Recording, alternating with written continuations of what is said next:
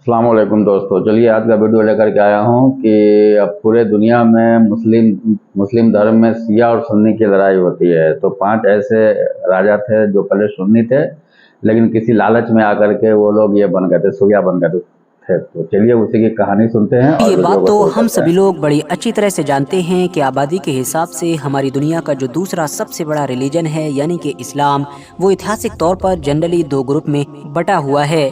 पहले और बड़े ग्रुप को तो सुन्नी कहा जाता है, जबकि दूसरे ग्रुप को शिया के नाम से जाना जाता है। फिलहाल आज की इस छोटी सी वीडियो में मैं आप लोगों को हमारी दुनिया के इतिहास में पाए जाने वाले कुछ ऐसे ही मशहूर हुक्मरानों यानी बादशाहों और सुल्तानों के बारे में बताने वाला हूँ। साथ ही साथ कुछ ऐसे रहनुमाओं के बारे में भी बताने वाला हूँ कि जो पैदाइशी तौर पर यानी जन्म से तो सुन्नी ही थे, एक सुन्नी घर में पैदा हुए थे और उन्होंने अपनी जिंदगी का एक बड़ा हिस्सा सुन्नी बनकर ही गुजारा था, मगर फिर बाद में किसी दुनियावी फायदे के लिए या फिर ये कहिए कि कभी कभी अपनी सोच में बदलाव आने की वजह से या किसी और से इंस्पायर होने की वजह से सुन्नी ग्रुप को छोड़कर शिया ग्रुप में एंट्री ले ली थी और फिर वो हमेशा हमेशा के लिए शिया बन गए थे।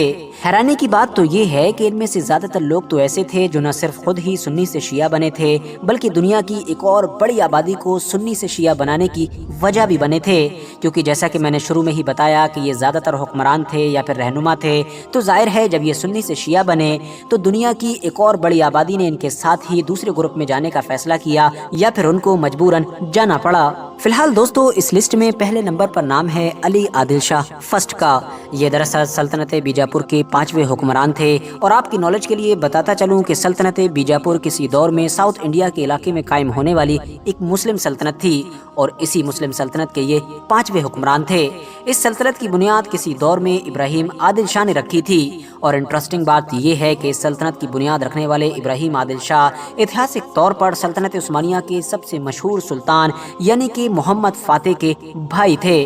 कुछ इतिहासकार बताते हैं कि जब मोहम्मद फातेह सल्तनत उस्मानिया के तख्त पर बैठे थे और उन्होंने अपने सभी भाइयों को कत्ल करने का ऑर्डर दिया था, तो फिर इब्राहिम आदिल शाह वहां पर न सिर्फ अपनी जान बचाने में कामयाब हो गए थे, बल्कि दुनिया के अलग अलग इलाकों का सफर करते हुए हिंदुस्तान पहुंचे थे और यहाँ आकर बाद में इन्होंने अपनी ताकत और होशियारी के बलबूते पर साउथ इंडिया के इलाके में बीजापुर नाम की इस सल्तनत की बुनियाद रखी थी और आगे चलकर इसी सल्तनत के 5वें हुक्मरान बने थे अली आदिल शाह। अली आदिल शाह ने तो अपनी ताजपोशी के पहले दिन ही अपनी सल्तनत में बहुत पहले से चले आ रही सुन्नी रस्म रिवाज पर पाबंदी लगा दी थी।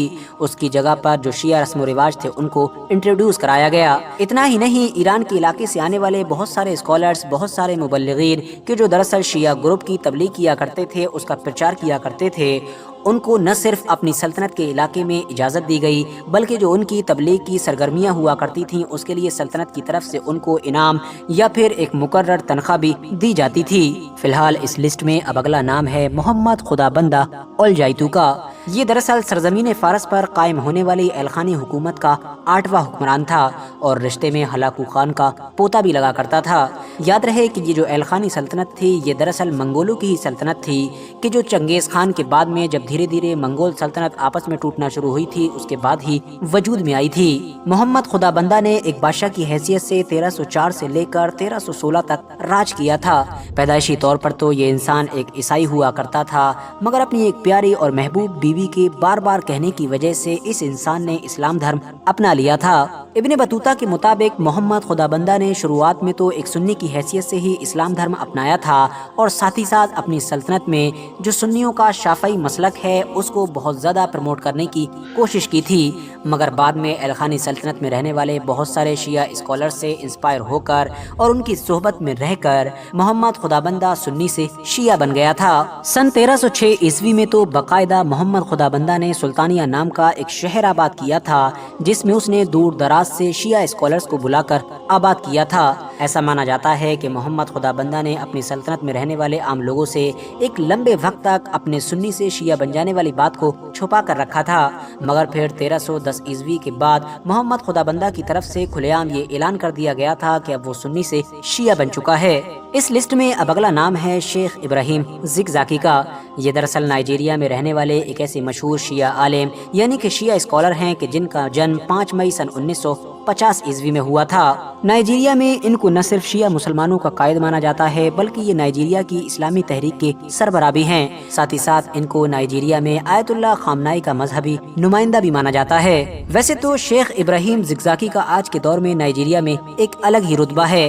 सुन्नी शिया तो दूर की बात बल्कि नॉन मुस्लिम यानी कि ईसाई वगैरह धर्म से ताल्लुक रखने वाले लोग भी इनको बहुत ज्यादा रिस्पेक्ट देते हैं। मगर आपको जानकर शायद हैरानी होगी कि इब्राहिम ज़िगज़ाकी भी पहले सुन्नी ही हुआ करते थे और मालिकी स्कूल ऑफ थॉट यानी कि मालिकी मसलक को फॉलो किया करते थे। मगर बाद में ईरान के सुप्रीम लीडर यानी अली खामनाई से इंस्पायर होकर न सिर्फ ये सुन्नी से शिया बन गए बल्कि नाइजीरिया के इलाके में इन्होंने अली खामनाई के एक मजहबी नुमाइंदे के तौर पर काम करना भी शुरू कर दिया। इस लिस्ट में अब अगला नाम है मुल्ला नसरुल्लाह अहमद ठडवी का। ये दरअसल 16वीं सदी में गुजरे हुए एक ऐसे मशहूर आलिम दीन थे जो आलिम होने के साथ साथ तबीब यानी कि हकीम भी थे। आपको बता दूं कि पहले तो ये भी एक सुन्नी हुआ करते थे बल्कि एक सुन्नी काजी के बेटे थे। मगर फिर 22 साल की उम्र में एक शिया इराकी ताजिर की तरफ से मिलने वाले इन्होंने कुछ शिया किताबों का मुताला किया, जिसके बाद इन्होंने सुन्नी ग्रुप को छोड़कर शिया ग्रुप अपना लिया। इसके बाद इन्होंने ईरान, अरब और इस तरह के सभी इलाकों का सफर करना शुरू किया और अलग अलग इलाके के आलिम दीन की सोबत में रहकर अलग अलग तरह का इल्म हासिल किया। याद रहे कि ये वही दौर था कि जब हिंदुस्तान के इलाके में मुगल सल्तनत के मशहूर बादशाह यानी कि अकबर ने मजहब इस्लाम के 1000 साल पूरे हो जाने के बाद तारीख़ अल्फी नाम की एक किताब लिखने का मंसूबा बना रखा था। जैसे ही उसको पता चला कि मुल्ला नसरुल्लाह अहमद ठडवी भी भारत आ चुके हैं तो उसने फौरन ही बहुत सारे दूसरे आलिमों के साथ मुल्ला नसरुल्लाह को भी उस ग्रुप में शामिल कर दिया कि जिसको इस तरह की किताब लिखने की जिम्मेदारी दी गई थी। मगर इस किताब से रिलेटेड होने वाले डिस्कशन के दौरान मुल्ला नसरुल्लाह अहमद के कुछ सुन्नी आलिमों से इस कदर इख्तिलाफात हो गए यानी इस तरह की डिबेट हो गई कि जो झगड़े तक पहुंच गई। इवन मिर्जा फौलाद नाम के एक इंसान ने तो सारी हदें पार कर दी और शाम के वक्त मुल्ला नसरुल्लाह अहमद के घर पर जाकर इनको कत्ल कर दिया। बाद में जब अकबर को इस चीज की खबर हुई तो अकबर ने भी फौरन मिर्जा फौलाद को कत्ल करने का ऑर्डर दे दिया। मुल्ला नसरुल्लाह अहमद की डिबेट से शुरू हुआ ये शिया सुन्नी झगड़ा किस हद तक बढ़ गया था, इस चीज का अंदाजा सिर्फ इस बात से लगाया जा सकता है कि बाद में एक ग्रुप ने जाकर न सिर्फ इनकी कब्र से इनकी बॉडी को निकाल दिया था बल्कि उसको आग लगा दी थी। बात करें अब अगर अगले नाम की तो वो हैं काजी अल नोमान, जिनको इतिहास में इब्ने हैवन के नाम से भी जाना जाता है। इब्ने हैवन या फिर काजी अल नोमान ये दरअसल अफ्रीका के इलाके के एक बहुत मशहूर काजी थे जो किसी दौर में हमारे इतिहास की एक मशहूर शिया सल्तनत यानी कि दौलत फातिमिया में चीफ जस्टिस हुआ करते थे। इतिहासकारों के मुताबिक अफ्रीका के ट्यूनिस में पैदा होने वाले काजी अल नोमान भी शुरुआत में तो सुन्नी ही हुआ करते थे और एक लंबे वक्त तक उन्होंने इसी तरह ही अपनी जिंदगी गुजारी थी। मगर बाद में एक मशहूर और ताकतवर सल्तनत के जिसको सल्तनत फातिमिया कहा जाता है और जो इस्माइली शिया सल्तनत हुआ करती थी उसमें तरक्की हासिल करने के लिए और एक अच्छा मनसब पाने के लिए ये भी सुन्नी से शिया बन गए थे। बाज़ इतिहासकार तो ये भी बताते हैं कि सिर्फ इब्ने हैबन ही नहीं बल्कि इनके जो वालिद थे यानी कि मोहम्मद इब्ने मंसूर वो भी सुन्नी ही हुआ करते थे। मगर जब उन्होंने एक नई उभरती हुई खिलाफत फातिमिया को देखा कि जो इस्माइली शिया हुआ करती थी तो इसमें काजी उल क़ज़ात यानी कि चीफ जस्टिस का ओहदा पाने के लिए सुन्नी से शिया बनने का फैसला किया और अपने वालिद यानी फादर की ही पैरवी करते हुए इब्ने हैवन ने भी सुन्नी मसलक को छोड़कर शिया इस्माइली मजहब को अपना लिया था। फिलहाल मामला जो भी रहा हो मगर इस बात में कोई शक नहीं है कि इब्ने हैवन ने खिलाफत फातिमिया के दौर में बहुत ज्यादा तरक्की की थी और ये 50 साल तक लगातार चीफ जस्टिस के ओहदे पर बने रहे थे। इन्होंने एक के बाद एक लगातार दौलत फातिमिया के 4 हुक्मरानों का दौर देखा था। इतना ही नहीं इब्ने हैवन को तो इतिहास में एक बड़े राइटर के तौर पर भी याद किया जाता है क्योंकि इन्होंने सिर्फ फिक और इतिहास पर ही नहीं बल्कि इसके अलावा और भी बहुत सारे टॉपिक्स पर अलग अलग किताबें लिखी थीं। फिलहाल दोस्तों आज की अपनी इस छोटी सी वीडियो को हम यहीं पर ख़त्म करते हैं। वीडियो पसंद आने पर न सिर्फ वीडियो को लाइक करें बल्कि अपने फ्रेंड्स के साथ भी ज़रूर शेयर करें और इसी तरह की नॉलेजेबल और हिस्टोरिकल वीडियोस हमेशा देखने के लिए हमारे इस चैनल को सब्सक्राइब करने के साथ साथ बेल आइकन को भी ज़रूर प्रेस करें। तो गाइस यही आज का स्टोरी था शिया और सुन्नी का। उम्मीद है आप लोगों को अच्छा लगा होगा। चलिए मिलते हैं फिर किसी और वीडियो में, जब तक के लिए बाय।